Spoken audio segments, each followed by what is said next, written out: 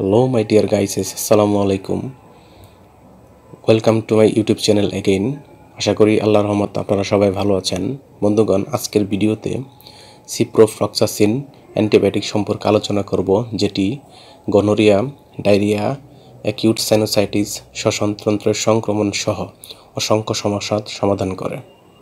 তবে ভিডিওটি শুরু করার আগে আপনাদের প্রতি অনুরোধ, আপনি আমার চ্যানেলে নতুন হয়ে থাকলে চ্যানেলটি সাবস্ক্রাইব করে লাইক, কমেন্টস এবং শেয়ার করবেন এবং বেল আইকনটি অন করে রাখবেন। বন্ধুগণ, সিপ্রোফ্লক্সাসিন অ্যান্টিবায়োটিকটি গনোরিয়া, ডায়রিয়া, অ্যাকিউট সাইনোসাইটিস, শ্বসনতন্ত্রের সংক্রমণ সহ অসংখ্য সমস্যার সমাধান করে। তবে যেহেতু এটি একটি অ্যান্টিবায়োটিক মেডিসিন, তাই ডাক্তারের পরামর্শ ব্যতীত এই ঔষধ খাওয়া বা সেবন করা যাবে না।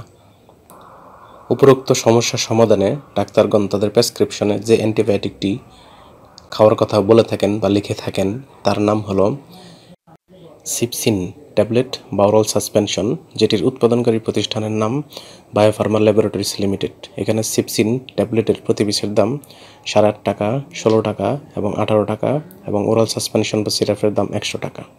এটি খাওয়ার নিয়ম হচ্ছে, যেহেতু এটি অ্যান্টিবায়োটিক ওষুধ, তাই এটি ডাক্তারের পরামর্শ অনুযায়ী খাবেন। ডাক্তার যেভাবে তাদের পরামর্শপত্র লিখবে। তবে সাধারণত প্রাপ্তবয়স্কদের ক্ষেত্রে সাধারণ মাত্রা 100 থেকে বা 150 থেকে 750 মিলিগ্রাম দিনে 2 বার, শ্বসনতন্ত্রের সংক্রমণের ক্ষেত্রে 250 থেকে 750 মিলিগ্রাম দিনে 2 বার, এবং গনোরিয়া বা ডায়রিয়ার ক্ষেত্রে 250 থেকে 500 মিলিগ্রামের ট্যাবলেট দিনে 1 বার 3 থেকে 5 দিন সেবন করতে পারবেন, এবং সেটি ডাক্তারের পরামর্শ অনুযায়ী। অন্যদিকে শিশু ও কিশোরদের ক্ষেত্রে সুপারিশযোগ্য নয়, অর্থাৎ শিশু ও কিশোরদের ক্ষেত্রে এটি না সেবন করাই ভালো বা দেওয়া যাবে না। কিংবা বেশি প্রয়োজন হলে ডাক্তারের পরামর্শ অনুযায়ী 7.5 থেকে 15 মিলিগ্রাম পার কেজি ওজন হিসেবে দিনে 2 বার, কিংবা ডাক্তার যেভাবে বলবে সেভাবে সেবন করাতে পারবেন।